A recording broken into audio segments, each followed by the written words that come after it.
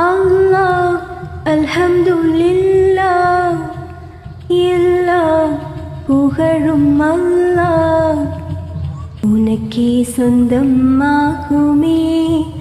அல்லாஹ் உனக்கே சொந்தமாகுமே.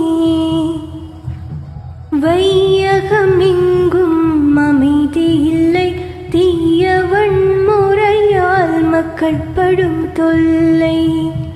நியாயம் தருமம் வர வேண்டும், மக்கள் நிம்மதியாக வாழ வேண்டும். வல்லபனே